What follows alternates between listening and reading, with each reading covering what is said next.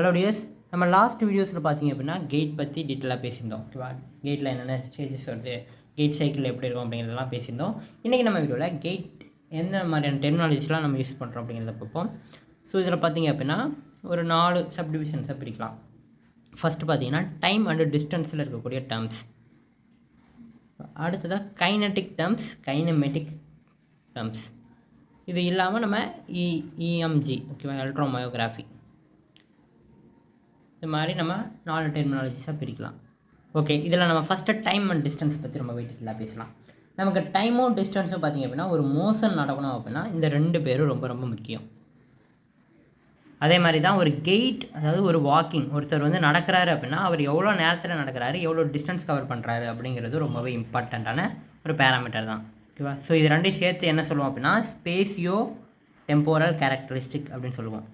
இதில் ஸ்பேசியல் தனியாக இருக்குது, டெம்போரல் தனியாக இருக்குது. ஓகேவா? மொத்தமாக சேர்த்து ஸ்பேசியோ டெம்போரல் கேரக்டரிஸ்டிக் அப்படின்னு சொல்லுவோம். ஃபஸ்ட்டு இதில் நம்ம டெம்போரல் வேரியபிள்ஸ் பார்ப்போம். ஸோ இதில் டெம்போரல் அப்படிங்கிறது டைமை குறிக்குது. டைமில் என்னென்ன வேரியபிள்ஸ் இருக்குது? Stance time, single limb support time. ஓகேவா? சிங்கிள் லிம்பில் அவங்க எவ்வளோ நேரம் சப்போர்ட் பண்ணுறாங்க, டபுள் லிம்பில் அவங்க எவ்வளோ நேரம் சப்போர்ட் பண்ணுறாங்க, டபுள் லிம் சப்போர்ட் டைம். அதே போல் ஸ்விங் ஃபேஸ் எவ்வளோ நேரம் இருக்குது, ஸ்விங் டைம். இதெல்லாம் உங்களுக்கு புரியணும், ஸ்விங்கு ஸ்டாண்ட்ஸ் இதெல்லாம் புரியணும் அப்படின்னா கெயிட்டோடைய ஃபஸ்ட் வீடியோ பார்த்துட்டு வந்துடுங்க. ஓகேவா? ஸோ அதில் நம்ம சொல்லியிருப்போம் ஒரு கால் வந்து ஸ்டாண்ட்ஸில் இருக்கும்போது இன்னொரு கால் ஸ்விங்கில் இருக்கும். ஓகேவா? ஸோ இதை வந்து மறுபடியும் ஹில் ஸ்ட்ரைக் பண்ணும்போது இங்கே டோ ஆஃப் ஆகும். அந்த மாதிரிலாம் நான் டீட்டெயிலாக சொல்லியிருப்பேன். ஸோ அந்த வீடியோவுடைய லிங்க் வந்து நான் வீடியோவோட டிஸ்கிரிப்ஷனில் கொடுக்குறேன். அதை கிளிக் பண்ணி நீங்கள் அந்த வீடியோ பார்க்கலாம். ஓகேவா? ஓகே, பார்த்துட்டு வந்துடுங்க. ஓகே, ஸ்விங் டைம் எவ்வளோ நேரம் இருக்குது அந்த பர்சனுக்கு அப்படிங்கிறத பார்க்கணும். அதே போல் stride time, step time. Stride length, step length ரெண்டும் எல்லாமே சொல்லியிருப்போம் அந்த இதுலையே. ஸோ அது பண்ணுறதுக்கு நம்ம எவ்வளோ நேரம் ஆகுது அப்படின்னு பார்க்கணும். ஸ்ட்ரைட் அப்படின்னா இப்போ இந்த கால் இருக்குது, இந்த காலை வச்சு நம்ம இப்படி மாற்றுறோம் இல்லையா? ஸோ இந்த மொத்த டிஸ்டன்ஸ் ஸ்ட்ரைடு. அதுவே இது மட்டும் பார்த்திங்க அப்படின்னா ஸ்டெப்பு அப்படின்னு சொல்லுவோம். இதை கூட தெளிவாக சொல்கிறேன் கேளுங்க. இப்போது நான் இது லெஃப்ட் லெக்கு, ரைட் லெக். ஓகேவா? இப்போ லெஃப்ட் லெக்கில் ஆரம்பித்து லெஃப்ட் லெக்குக்கே வந்தேன் அப்படின்னா இந்த மொத்த டிஸ்டன்ஸ் பார்த்தீங்கன்னா ஸ்ட்ரைட் லென்த்து. அதுவே இந்த 2 லெக்குக்கும் இடையில கேப் இருக்கு இல்லையா? So right leg, left leg walking அப்போ இந்த 2 லெக்குக்கும் இடையில டிஸ்டன்ஸ் பார்த்தீங்கன்னா ஸ்டெப் லென்த்து. ஸோ அந்த ஸ்டெப் லென்த்து வந்து எவ்வளோ நேரத்தில் அவங்க ரீச் பண்ணுறாங்க அப்படிங்கிறதெல்லாம் பார்க்குறது டெம்போரல் வேரியபிள்ஸ். ஸோ இந்த டைமிங் எல்லாமே பெர்சன்டேஜில் சொல்லுவாங்க. ஓகேவா? இது இவ்வளோ பெர்சன்டேஜ் எடுத்துக்கும். அந்த மாதிரி எல்லா டைமிங்கும் வச்சு பெர்சன்டேஜ் ஆஃப் த சைக்கிள் வந்து டீட்டெயிலாக சொல்லுவாங்க. ஓகே, நம்ம இப்போ ஸ்பேசியோ டெம்போரல் வேரியபிள்ஸ் பார்த்துட்டோம். அடுத்ததாக ஸ்பேசியல் வேரியபிள்ஸ். ஸ்பேசியல் அப்படின்னா டிஸ்டன்ஸை குறிக்கும். ஓகே, கெயிட்டில் என்னென்ன நமக்கு டிஸ்டன்ஸை கொடுக்கும் அப்படின்னு பார்த்தீங்கன்னா ஸ்ட்ரைட் லென்த்து, இப்போ நான் சொன்னேன் இல்லையா? Straight length, step length, with. ஸ்டெப்லேயே length தனியாக இருக்குது, ஸ்டெப்லேயே வித்து தனியாக இருக்குது. அதே போல் டிகிரி ஆஃப் டோ அவுட். ஓகேவா? டிகிரிஸ்லாம் பார்ப்போம். டோ வந்து நம்ம எடுக்கும்போது எவ்வளோ டிகிரியில் இருக்குது அது. ஓகே, இதில் ஸ்டாண்ட்ஸ் டைம் அப்படின்னா வேறு ஒன்றும் இல்லை. நம்ம ஒரு நார்மல் பர்சன் பார்த்திங்கன்னா காலை வைக்கிறதா ஸ்டாண்ட்ஸ். ஓகேவா? இப்படி இந்த மாதிரி மூவ் பண்ணுறது பார்த்திங்கன்னா ஸ்விங் அப்படின்னு நம்ம சொல்லியிருந்தோம் கெயிட்டில். அந்த அவங்க வந்து ஹில் ஸ்ட்ரைக் பண்ணி அந்த டோ ஆஃப் பண்ணுற வரைக்கும் எவ்வளோ நேரம் எடுத்துக்கிறாங்க அப்படிங்கிறது தான் ஸ்டாண்ட்ஸ் டைம். ஓகேவா? அடுத்தது சிங்கிள் லிம் சப்போர்ட். இதெல்லாம் உங்களுக்கு புரியும் அப்படின்னு நம்புகிறேன். ஓகேவா? என்ன அப்படின்னா நீங்கள் கெயிட் சைக்கிள் பார்த்திங்க அப்படின்னா தெரியும். ஓகேவா? இந்த கால் வந்து ஸ்விங் ஃபேஸுக்கு போகும்போது இந்த சிங்கிள் லிம்பில் நம்ம சப்போர்ட் பண்ணுவோம். அடுத்ததாக இந்த கால் ஸ்விங்குக்கு போகும்போது இந்த காலில் நம்ம சப்போர்ட் பண்ணுவோம். ஓகேவா? ஸோ அதெல்லாம் பார்த்திங்கன்னா single limb support time. Swing time அப்படின்னா நான் சொன்ன மாதிரி இந்த காலை மூவ் பண்ணி முன்னாடி கொண்டு போகிற டைம். ஓகேவா? அதான் swing time. So step length, style length சொல்லிட்டேன். அடுத்ததாக நமக்கு கேடன்ஸ் அப்படின்னு ஒன்று இருக்குது. கேடன்ஸ் அப்படின்னா நம்ம எவ்வளோ நம்பர் ஆஃப் ஸ்டெப்ஸ் ஒரு யூனிட் டைமுக்குள்ளே வைக்கிறோம் அப்படிங்கிறது தான். ஓகேவா? இப்போ ஒரு மினிட் அப்படின்னு வச்சுக்கலாம். ஒரு மினிட்டில் நம்ம எத்தனை ஸ்டெப்ஸ் வைக்கிறோம் அப்படிங்கிறத பார்த்திங்கன்னா ஒரு கேடன்ஸ். ஸோ நம்ம யூனிட் டைம் அப்படின்னு மினிட் சொல்ல மாட்டோம், மேக்ஸிமம் செகண்ட்ஸ் தான் சொல்லுவோம். ஓகேவா? ஒரு செகண்டில் எத்தனை ஸ்டெப் வைக்கிறோம், அதுவும் கேடன்ஸ் தான். ஓகே, இப்போ கேடன்ஸ் அதிகமாகுது அப்படின்னா டபுள் சப்போர்ட் டைம் வந்து கம்மியாகும். ஓகேவா? கேடன்ஸ் அதிகமாகுது அப்படின்னா அவங்க வந்து ஒரே செகண்டில் நிறைய ஸ்டெப்ஸ் எடுத்து வைக்கிறாங்க அப்படின்னு அர்த்தம். அப்படிங்கிறப்ப டபுள் சப்போர்ட் டைம் பார்த்திங்க அப்படின்னா கம்மியாகும். டபுள் லிம்பு வந்து ரெண்டுமே வந்து பார்த்திங்கன்னா மீட் ஆகவே ஆகாது. டக்குன்னு அடுத்தடுத்த லெக்கு போயிட்டே இருக்கும். அதனால் கேடன்ஸ் இன்க்ரீஸ் ஆகும்போது டபுள் லிம் சப்போர்ட் டைம் வந்து கம்மியாகும். ஓகே, இது இல்லாமல் பார்த்தீங்கன்னா வாக்கிங் வெலாசிட்டியும் நம்ம கண்டுபிடிக்க முடியும். வாக்கிங் வெலாசிட்டிக்கு நம்ம என்ன பண்ணுவோம் அப்படின்னா வெலாசிட்டி அப்படின்னாலே நம்ம என்ன சொல்லுவோம், டிஸ்டன்ஸ் பை டைம் டேக்கன் அப்படின்னு சொல்லுவோம். நமக்கு டிஸ்டன்ஸ் இருக்கா? So walked distance divide by time taken. இதை போட்டோம் அப்படின்னா நமக்கு வாக்கிங் வெலாசிட்டி கிடைக்கும். ஸோ ஒரு பர்சனோட நார்மல் வாக்கிங் ஸ்பீடை பார்த்தோம் அப்படின்னா ப்ரிஃபர்டு வாக்கிங் ஸ்பீட் அப்படின்னு சொல்லுவோம், அல்லது நேச்சுரல் வாக்கிங் ஸ்பீட் அப்படின்னு சொல்லுவோம், அல்லது செல்ஃப் செலக்டட் வாக்கிங் ஸ்பீட் அப்படின்னு சொல்லுவோம். அதுவே அவர் ஃபாஸ்ட்டாவோ அல்லது ஸ்லோவாகவோ நடந்து போகிறாரு அப்படிங்கிறப்ப நம்ம ஸ்லோவர் தென் preferred walking speed, faster than preferred walking speed அந்த மாதிரி சொல்லுவோம். ஓகேவா? ஸோ ப்ரிஃபர்டு வாக்கிங் ஸ்பீட் அப்படின்னா நார்மலாக ஒரு பர்சனுடைய கம்ஃபர்டபுளாக அவருக்கு எந்த ஒரு பெயினும் ஃபீல் ஆகாமல் எந்த ஒரு ஸ்ட்ரெஸ்ஸும் கொடுக்காமல் நார்மலாக கம்ஃபர்டபுளாக நடக்கிற ஸ்பீட் தான் ப்ரிஃபர்டு கெயிட் அப்படின்னு சொல்லுவோம், அல்லது preferred walking speed. Okay, step length சொல்லிட்டோம். ஸ்டெப் வித்தை பற்றி நம்ம சொல்லணும் இல்லையா? இப்போது நான் இங்கே ஒரு கால் வச்சுட்டு இங்கே ஒரு கால் வைக்கிறேன் அப்படின்னா இப்போது இந்த 2 பாயிண்ட்டையும் மார்க் பண்ணிக்கலாம். இங்கே ஒரு பாயிண்ட்டு, இங்கே ஒரு பாயிண்ட்டு. ஸோ இது 2 பக்கத்தில் கொண்டு வந்துட்டு இந்த 2 டிஸ்டன்ஸையும் நோட் பண்ணோம் அப்படின்னா இதுதான் ஸ்டெப் வித் அப்படின்னு சொல்லலாம். இது ஒரு ஸ்டெப்பு வச்சுட்டோம், இந்த ஸ்டெப்புக்கான வித்து இது தான். ஓகே, அடுத்ததான் நான் ஒரு டிகிரி சொன்னேன் இல்லையா? ஸோ இது என்ன சொல்லுவோம் அப்படின்னா to out angle. So to out ஆகக்கூடிய அந்த எத்தனை டிகிரியில் அவுட் ஆகுது அப்படின்னா டோ அவுட் ஆங்கிள் அப்படின்னு சொல்லுவோம். அதாவது சிம்பிளாக சொன்னோம் அப்படின்னா எல்லாருக்கும் பார்த்தீங்கன்னா காலை இப்படி ஸ்ட்ரைட்டாக வச்சு நடக்க மாட்டான், கொஞ்சம் இப்படி டில்ட் ஆகிருக்கும் இல்லையா? ஸோ எல்லாருமே காலை இப்படியே வச்சு இப்படியேவா நடக்கிறோம்? இல்லை, கொஞ்சம் டில்ட் பண்ணி நடக்கிறோம். ஸோ ஹீலோடைய சென்டர் பார்ட் இங்கே வச்சுக்கிறோம். ஸோ இதான் லெக் அப்படின்னா ஹீலோட சென்டர் பார்ட்லேருந்து டோ வரைக்கும் போகிறோம். ஓகேவா? ஸோ ஸ்ட்ரைட்டாக ஒரு லைன் போட்டு இந்த மாதிரி. ஸோ இந்த ஆங்கிள் தான் டோ அவுட் ஆங்கிள். அப்போ 2 லெக்குக்குமே வரும், ரைட் லெக்குக்கு தனியாக வரும், லெஃப்ட் லெக்குக்கு தனியாக வரும்.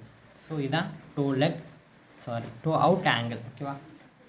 ஸோ நார்மல் மென்னுக்கு பார்த்திங்க அப்படின்னா 7 டிகிரி இந்த டோ அவுட் ஆங்கிள் 7 டிகிரி இருக்கணும். ஸோ இன்னும் ஒரு சிலருக்கு பார்த்திங்கன்னா +or-2 அதுக்குள்ளே வந்தால் ஓகே, அதுக்கு மேலே போகக்கூடாது. ஓகே, அடுத்தது நம்ம வந்து டைம் அண்ட் டிஸ்டன்ஸ்க்குரிய டேர்ம்ஸ் எல்லாமே பேசிட்டோம். ஸ்டான்ஸில் இந்த டேர்ம்ஸ் எல்லாமே உங்களுக்கு தெரிஞ்சிருக்கணும். கெயிட் அப்படின்னா இந்த டேர்ம்லாம் உங்களுக்கு தெரிஞ்சிருக்கணும். அடுத்ததாக கைனட்டிக்கில் என்னென்ன மாதிரியான டேர்ம்ஸ்லாம் உங்களுக்கு தெரிஞ்சிருக்கணும் அப்படிங்கிறத பார்ப்போம். ஸோ கைனட்டிக்ஸ் அப்படின்னாலே உங்களுக்கு தெரியும், இது வந்து ரிலேட்டட் வித் ஃபோர்ஸஸ். ஓகேவா? ஸோ ஃபோர்ஸ் ஒரு பாடியில் ஆக்ட் ஆகுது அப்படின்னா அது வந்து ஒரு கைனட்டிக் வந்து ஃபார்ம் பண்ணும். ஓகே, இப்போ நம்ம நடக்கிறோம் அப்படின்னா நம்ம ஃபுட்டில் தான் ஏகப்பட்ட டைப்பான ஃபோர்ஸஸ் வந்து ஆக்ட் ஆகும். அதே மாதிரி நம்ம கெயிட் சைக்கிளில் இருக்கும்போது பார்த்திங்கன்னா நம்ம உடம்புல ஏகப்பட்ட மொமெண்ட்ஸ் ஏகப்பட்ட ஃபோர்ஸஸ் வந்து ப்ரொடியூஸ் ஆகும். ஓகேவா? நம்ம இன்டர்னல் ஃபோர்ஸஸ் வந்து நிறையவே இருக்குது. ஸோ நம்ம வாக்கிங் பேட்டர்னில் ஒரு சின்ன அல்ட்ரேஷன் இருந்தால் கூட நமக்கு வந்து வெயிட் லோடு வந்து நமக்கு ஃபுட்டுக்கு வர வாய்ப்பு இருக்குது, அல்லது வேறு ஏதாவது ஒரு ஸ்ட்ரக்சரை போய் அந்த லோடு வந்து அஃபெக்ட் பண்ணுறதுக்கு சான்சஸ் இருக்குது. ஓகே, இப்போ நமக்கு வெயிட் நார்மலாக நீல வந்து வியர் ஆகுது அப்படிங்கிறனால நம்ம எல்லாருக்குமே நீ ரீப்ளேஸ்மெண்ட் சர்ஜரி பண்ண முடியாது. ஓகேவா? ஸோ அதுக்காக நம்ம என்ன பண்ணுறோம் அப்படின்னா ஆல்டர்னேட்டிவாக ஃபிசிக்ஸ் அண்ட் மேக்ஸை யூஸ் பண்ணி அவங்க எந்த மாதிரி நடந்தால் அவங்களுக்கு அந்த வெயிட் பியரன்ஸ் வந்து கம்மி பண்ணலாம் அப்படிங்கிறத பார்ப்போம். ஓகேவா? ஸோ அந்த டேர்முக்கு பேர் என்ன அப்படின்னா இன்வர்ஸ் டைனமிக்ஸ் அப்படின்னு சொல்லுவோம். ஓகேவா? ஃபிசிக்ஸ் அண்ட் மேக்ஸ் யூஸ் பண்ணி அவங்களுடைய வெயிட் பியரிங்கை வந்து கரெக்டாக கொண்டு போகிறோம், அவங்களுடைய மூமெண்ட்டை வந்து நார்மலைஸ் பண்ணுறோம் அப்படின்னா அந்த டேர்ம் தான் இன்வர்ஸ் டைனமிக்ஸ். ஓகேவா? இப்போ நமக்கு நார்மலாக உள்ள இன்டர்னலாக ப்ரொடியூஸ் ஆக வேண்டிய ஃபோர்ஸ் வந்து ப்ரொடியூஸ் ஆகலை அப்படிங்கிறனால நம்ம வெளியே எக்ஸ்டர்னலாக ஃபோர்ஸ் ப்ரொடியூஸ் பண்ணி இந்த ஃபோர்ஸை வந்து ஈக்குவலைஸ் பண்ணுவோம். ஓகே, அதே போல் நம்ம கெயிட் நடக்கும்போது பார்த்திங்கன்னா நமக்கு உள்ள இன்டர்னலாக என்னென்ன ஃபோர்ஸஸ் ப்ரொடியூஸ் ஆகுது அப்படிங்கிறத பார்த்திங்கன்னா நம்ம லிங்க் செக்மெண்ட் மாடல் இது மூலமாக நம்ம தெரிஞ்சுக்கலாம். ஓகேவா? ஸோ இது ஒன் ஆஃப் த இன்வர்ஸ் டைனமிக்ஸில் வரக்கூடிய ஒரு மாடல் தான் இந்த இதுவும். ஸோ இது ரெண்டுமே பார்த்திங்க அப்படின்னா நம்மளுடைய கெயிட் அப்போ இன்டர்னல் ஃபோர்ஸஸ் எப்படி ப்ரொடியூஸ் ஆகுது அப்படிங்கிறத பார்க்குறதுக்காக. ஓகேவா? இங்கே ரொம்ப குழப்பிக்க வேணாம், இது வந்து கைனட்டிக் அப்படின்னு சொல்லிட்டோமா? கைனட்டிக் அப்படின்னாலே ஃபோர்ஸு. ஸோ இது ரெண்டுமே ஃபோர்ஸை நம்ம அண்டர்ஸ்டாண்ட் பண்ணிக்கிறதுக்காக நம்ம கொண்டு வந்திருக்கோம். ஸோ ஓகே, இப்போ இந்த வார்த்தையை பாருங்களேன், லிங்க் செக்மெண்ட் அப்படின்ட்டு இருக்குது. ஸோ நம்ம எல்லா செக்மெண்ட்டையும் லிங்க் பண்ண போகிறோம். ஃபுட்டு, லோவர் லெக்கு, தை, இந்த மாதிரி ஒவ்வொரு பார்ட்டாக நம்ம லிங்க் பண்ண போகிறோம். ஸோ அதை லிங்க் பண்ணி நம்ம கரெக்டாக பாடி மார்க்கர்ஸை பேஸ்ட் பண்ணணும். ஓகேவா? பாடி மார்க்கர்ஸ். ஓகே, இப்போ அவங்க நடந்து போகிறாங்க அப்படின்னா ஒரு பர்சனை வந்து ஒரு நம்ம வந்து ஃபோர்ஸ் பிளேட்டை வச்சுருக்கக்கூடிய இதில் வந்து நடக்க சொன்னோம் அப்படின்னா அவங்க வந்து ஒரு ஃபோர்ஸ் கொடுத்து நடப்பாங்க. அவங்களுக்கு ஆப்போசிட்டில் கிரவுண்ட் ரியாக்ஷன் ஃபோர்ஸ் நடக்கும். அதே போல் இனர்சியாக இருக்கும். இனர்சியா அப்படின்னா அவங்க மூவ் பண்ணும்போது நமக்கு அவங்க ரொட்டேட் பண்ணுறாங்க அப்படின்னா அந்த இடத்துல ஒரு இனர்சியா வந்து க்ரியேட் பண்ணும். ஸோ இனர்சியா ரொட்டேஷன் அப்படின்னு சொல்லுவோம். நம்ம பஸ்ஸில் வந்து பஸ்ஸு டக்குன்னு திரும்பும்போது நம்ம இந்த சைட் சாய்வோம்ல, ஸோ அந்த மாதிரி தான், அதான் இனர்சியா. ஸோ அந்த டைத்தில் பார்த்திங்க அப்படின்னா லிங்க் பண்ணியிருக்கோம்ல, அதனால் நம்ம ஃபுட்டு மட்டும் ரொட்டேட் ஆகும், பட் நம்மளுடைய தை அதெல்லாம் ரொட்டேட் ஆகாது. ஏன் அப்படின்னா இனர்சியானால். ஸோ அதெல்லாம் நம்ம வந்து நோட் பண்ண முடியும். ஓகே, இதை வச்சு நம்ம இன்டர்னல் ஃபோர்ஸஸ் எல்லாத்தையும் ஓரளவுக்கு நம்ம மெஷர் பண்ண முடியும். அடுத்ததாக கிரவுண்ட் ரியாக்ஷன் ஃபோர்ஸ் நான் இப்போ சொன்னேன் இல்லையா, நம்ம வந்து கிரவுண்டு கூட கான்டாக்ட் பண்ணும்போது கிரவுண்டும் நமக்கு அகைன்ஸ்டாக ஒரு ஃபோர்ஸை வந்து கொடுக்கும். ஸோ அந்த ஃபோர்ஸ் தான் கிரவுண்ட் ரியாக்ஷன் ஃபோர்ஸ் அப்படின்னு சொல்லுவோம். இந்த கிரவுண்ட் ரியாக்ஷன் ஃபோர்ஸ் பார்த்திங்க அப்படின்னா 3 பிளேன்லேயுமே ஆக்ட் ஆகும். ஃப்ராண்டல் பிளேன்லேயும் ஆக்ட் ஆகும், சஜிட்டல் பிளேன்லேயே ஆக்ட் ஆகும், டிரான்ஸ்வர்ஸ் பிளேன்லேயே ஆக்ட் ஆகும். ஓகேவா? ஸோ இதில் ஏதாவது ஒரு பிளேனை பற்றி மட்டும் நம்ம சொல்கிறோம் அப்படின்னா அதுக்கு பேர் கிரவுண்ட் ரியாக்ஷன் ஃபோர்ஸ் வெக்டார் அப்படின்னு சொல்லுவோம். ஓகேவா?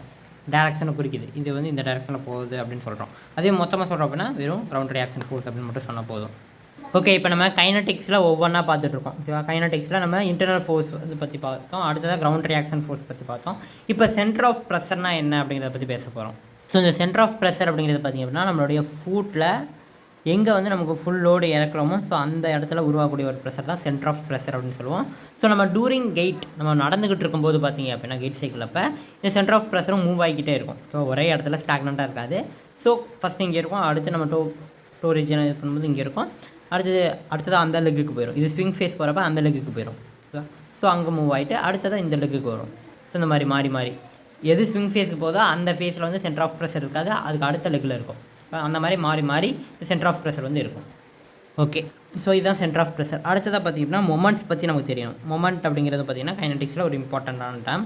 ஸோ மொமெண்ட் அப்படின்னா வேறு ஒன்றும் இல்லை, சிமிலர் டு தி டார்க். ஓகேவா? மொமெண்டாம் சொல்கிறோம்ல, மொமெண்டாம்னு சொல்லலாம். அதே போல் மொமெண்ட் ஆஃப் ஃபோர்ஸ்ன்னு சொல்லலாம். வேறு ஒன்றும் இல்லை, டிஸ்டன்ஸ் இன்ட்டு ஃபோர்ஸு. ஓகேவா?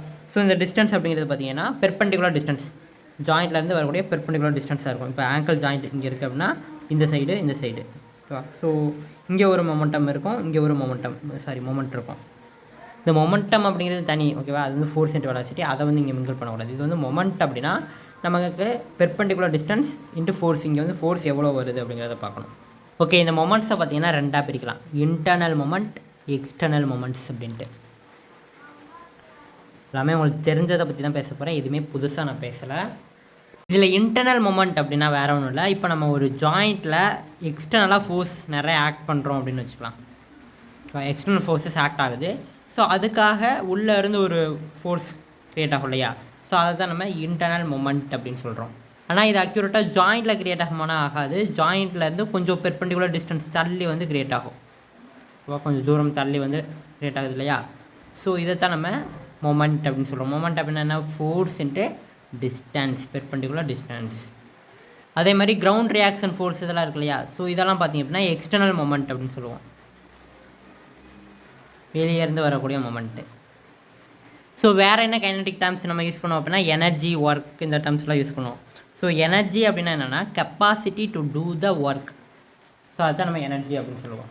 ஸோ எனர்ஜி, ஒர்க் இது ரெண்டுக்குமே பார்த்திங்கன்னா ஜூல் அப்படின்ற ஒரு யூனிட் தான். ஓகே, இப்போ நம்ம கெயிட்டில் என்ன ஒர்க் அப்படின்னா நம்ம லெக்கை வந்து மூவ் பண்ணி முன்னாடி கொண்டு போகணும், ஆக்சலரேஷன், டீசலரேஷன் இதெல்லாம் பண்ணணும். ஸோ அதுக்கு பார்த்திங்க அப்படின்னா நம்மளோட மசிலில் மெட்டபாலிக் எனர்ஜியை யூஸ் பண்ணி அந்த நமக்கு ஆக்சலரேஷன், டீசலரேஷன் எல்லாத்தையும் பண்ணுவாங்க. ஸோ இங்கே கன்வெர்ட் ஆகக்கூடிய எனர்ஜி என்ன சொல்லுவோம் அப்படின்னா ஃபஸ்ட்டு இருந்தது மெட்டபாலிக் எனர்ஜி, இந்த மசிலில் இருக்கிறது மெட்டபாலிக் எனர்ஜி, அது மெக்கானிக்கல் எனர்ஜியாக கன்வெர்ட் ஆகிட்டு நமக்கு மூவ்மெண்ட்டை காஸ் பண்ணுது. அதே போல் மெட்டபாலிக் ஈக்குவலன்ஸ் அப்படின்ற ஒரு டேம் நம்ம யூஸ் பண்ணுவோம்.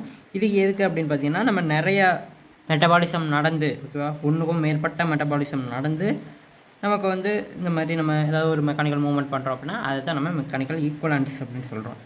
ஓகே, அடுத்ததாக பவர் ஜென்ரேஷன். ஒரு மசிலில் எப்போ நமக்கு பவர் ஜென்ரேட் ஆகும் அப்படின்னு பார்த்திங்க அப்படின்னா அந்த மசில் வந்து ஷார்ட்டனாக இருக்கும்போது அதுக்குள்ளே பவர் ஜென்ரேட் ஆகும். ஓகேவா? இந்த பவர் என்ன பண்ணும் அப்படின்னா இதுவும் பார்த்திங்கன்னா ஒர்க்குக்கு தான் ஹெல்ப் பண்ணும். ஸோ இது வந்து ஒரு பாசிட்டிவ் பவர் அப்படின்னு சொல்லலாம். ஸோ இதுவும் நம்ம பாடியில் எனர்ஜியை தான் கொடுக்கும். மசில் ஷார்ட்டனாக இருந்துச்சு அப்படின்னா பவர் ஜென்ரேட் ஆகும், அதுவே மசில் லென்த்தனாக இருக்குது அப்படிங்கிறப்ப என்ன ஆகும் அப்படின்னா பவர் அப்சர்வ்ஷன் ஆகும், பவர் எல்லாம் அப்சர்வ் ஆகும். ஸோ இது என்ன பண்ணும் அப்படின்னா ஒர்க்குக்கு சப்போர்ட் பண்ணாது, இது கிவ் த நெகட்டிவ் எஃபெக்ட். ஓகேவா? அதனால் எனர்ஜியை ரெடியூஸ் பண்ணும். இது என்ன பண்ணுச்சு? எனர்ஜியை இன்க்ரீஸ் பண்ணுச்சு, பவர் ஜென்ரேஷன். இதில் வந்து எனர்ஜியை டிக்ரீஸ் பண்ணுது, பவர் அப்சர்வ்ஷன். ஓகேவா? ஸோ பவர் அப்சர்வ்ஷன், பவர் ஜென்ரேஷன் இதெல்லாம் பார்த்திங்க அப்படின்னா கைனடிக் டேர்ம்ஸு. ஓகே, ஒரு வழியாக நம்ம டைம் அண்ட் டிஸ்டன்ஸ் டெர்மினாலஜிஸ் பற்றி பேசிட்டோம், அதே போல் கைனடிக் டெர்மினாலஜிஸ் நிறையவே பேசிட்டோம். அடுத்தது நம்ம கைனமெட்டிக் டெர்மினாலஜிஸ் பற்றி பேசலாம். ஓகே, கைனமெட்டிக்ஸ் அப்படின்னாலே நம்ம முழுக்க மூமெண்ட்ஸை பற்றி பேச போகிறோம் அப்படின்னு அர்த்தம். ஓகேவா? இதில் எந்த ஒரு ஃபோர்ஸை பற்றி நம்ம பேச போகிறதில்ல, ஃபோர்ஸை பற்றி பேசினா அது வந்து கைனட்டிக்ஸ். ஸோ கெயிட் அனலைசிஸ்க்கு பார்த்திங்க அப்படின்னா நமக்கு சொஃபிஸ்டிகேட்டடான எக்யூப்மெண்ட்ஸ் எல்லாம் இருக்குது. ஓகேவா? அதெல்லாம் ரிசர்ச்சில் இருக்குது. பட் நம்ம கிளினிக்கல் செட்டிங்கில் அந்த மாதிரி எதுவும் யூஸ் பண்ணுறதில்ல. ஓகேவா? இப்போ வந்து நம்ம என்ன பண்ணுறோம் அப்படின்னா அப்சர்வேஷனல் கெயிட் அனலைசிஸ் தான் பண்ணுறோம். எந்த ஒரு இன்ஸ்ட்ருமெண்ட்டும் யூஸ் பண்ணுறதில்ல. இன்ஸ்ட்ருமெண்ட் எல்லாமே ரிசர்ச் பண்ணிகிட்ருக்காங்க, ஆனால் அதை வந்து நம்ம கிளினிக்கல் செட்டிங்கில் இன்னும் கொண்டு வர ரேராக தான் இருக்கும். ஸோ இதில் நீங்கள் வேர்ட்ஸ்லேயே நீங்கள் தெரிஞ்சுக்கலாம். அவங்களுடைய மூமெண்ட்ஸை நம்ம அப்சர்வ் பண்ண போகிறோம். அப்சர்வேஷனல் கேட் அனலைசிஸ் எல்லாம் என்ன பண்ணுவோம், நம்ம அந்த அப்சர்வர் அப்படின்னு ஒருத்தர் இருப்பார், பார்க்குறவர். ஓகேவா, அவர் என்ன பண்ணுவார் அப்படின்னா அந்த பேஷண்ட் வந்து எப்படிலாம் நடக்கிறாங்க, அவங்க ஜாயிண்ட் ஆங்கிள் வந்து எப்படி இருக்குது, அந்த மாதிரி ஒவ்வொன்றா வந்து பார்ப்பாங்க. ஓகேவா, ஸோ அப்போதைக்கு அவங்களுக்கு பார்த்தீங்கன்னா ஸ்டாண்டர்ட் செக்லிஸ்ட் வந்து அவங்க கையில் கொடுத்துருவாங்க. ஸோ அதை வச்சு அவர் கம்பேர் பண்ணி பார்ப்பார். இப்போ நம்ம எடுத்தது வந்து இதுக்கும் எப்படி கம்பேரிட்டிவாக கரெக்டாக இருக்கா அப்படிங்கிறத வச்சு பார்ப்பார். ஓகேவா, ஸோ இதில் வேறு என்ன பண்ணுவாங்க அப்படின்னா ரெக்கார்டிங், ஒரு வீடியோ ரெக்கார்ட் பண்ணுவாங்க. ஓகேவா, வீடியோ ரெக்கார்ட் பண்ணுவாங்க, எல்லா ஆங்கிளில் இருந்தும் வீடியோ ரெக்கார்ட் பண்ணி அவங்க என்னென்ன மாதிரி பண்ணுறாங்க அந்த மாதிரிலாம் அப்சர்வ் பண்ணுவாங்க தனியாக. இது இல்லாமல் பார்த்திங்க அப்படின்னா இதில் என்ன டிஸ்அட்வான்டேஜ் இருக்குது, இந்த அப்சர்வேஷனல் கேட் அனலைசிஸ் பண்ணாலும் நமக்கு ஒரு சில பிரச்சனைகள் வந்து இருக்குது. ரிலையபிலிட்டி, ஓகேவா, அதோட அக்யூரேசி வந்து பார்த்தோம்னா கம்மியாக இருக்கும். ஓகேவா, ஒரு சில கண்டிஷன்ஸ் பார்த்திங்க அப்படின்னா அக்யூரேசி ரொம்பவே கரெக்டாக இருக்கும், ஒரு சில கண்டிஷன் பார்த்திங்க அப்படின்னா அது தப்பாக இருக்க மாதிரி இருக்கும். ஸோ அது ஒன்று தான் டிஸ்அட்வான்டேஜ். ஓகே, நம்ம கைனமெட்டிக்ஸில் பார்த்திங்கன்னா இன்னும் ஒரு டைம் பார்க்கலாம், ட்ரெஜாக்டரிஸ் அப்படின்னு சொல்லுவோம். ட்ரெஜாக்டரி அப்படின்னா வேற ஒன்றும் இல்லை, நம்ம பாடியில் வந்து ஸ்பேஸ் கிரியேட் ஆகுதுல்ல. இப்போ நம்ம காலை மேலே தூக்கி வச்சு நடக்கணும் அப்படின்னு சொல்கிறோம் இல்லையா. ஸோ டோ வந்து எவ்வளோ தூரம் நம்ம தரையை விட்டு மேலே இருக்கோ அவ்வளோ தூரம் நம்மளால் ஈஸியாக ஸ்விங் பண்ண முடியும். ஓகேவா, ஸோ தரையை இடிச்சுக்கிட்டு இருந்துச்சு அப்படின்னா ஃபால் ஆகலாம் அல்லது ட்ரிப் ஆகலாம், அந்த மாதிரிலாம் நடக்கும். அதெல்லாம் நடக்கக்கூடாது அப்படின்னா நமக்கு நல்ல ஒரு ட்ரெஜாக்டரி இருக்கணும். ஓகேவா, ஸோ இதுவும் பார்த்தோம்னா மூமெண்ட்ஸ்க்கு ஒரு முக்கியமான டேர்ம் ட்ரெஜாக்டரி அப்படிங்கிறது. அடுத்தது பார்த்திங்கன்னா ஜாயிண்ட் ஆங்கிள்ஸ். ஸோ ஒரு கெயிட் அனலைசிஸில் ஒரு இம்பார்ட்டண்ட்டான டேர்ம் அப்படின்னா அது ஜாயிண்ட் ஆங்கிள்ஸ். இப்போ எக்ஸாம்பிள் பார்த்திங்கன்னா ஹிப்பு எந்த ஆங்கிளில் இருக்குது, நீ எந்த ஆங்கிளில் இருக்குது. ஸோ அந்த மாதிரி ஒவ்வொரு ஜாயிண்ட்டையும் நம்ம எந்த ஆங்கிளில் இருக்குது அப்படின்னு பார்க்குறது தான் ஜாயிண்ட் ஆங்கிள். ஸோ மோஸ்ட்டாக பார்த்திங்க அப்படின்னா அது நார்மல் அனாட்டமிக்கல் பொசிஷனில் இருக்கும்போது அதுக்கு பார்த்திங்கன்னா 0 டிகிரியில் இருக்கும், அதாவது 0 பொசிஷன் ஆஃப் தி ஜாயிண்ட் அப்படின்னு சொல்லுவோம்.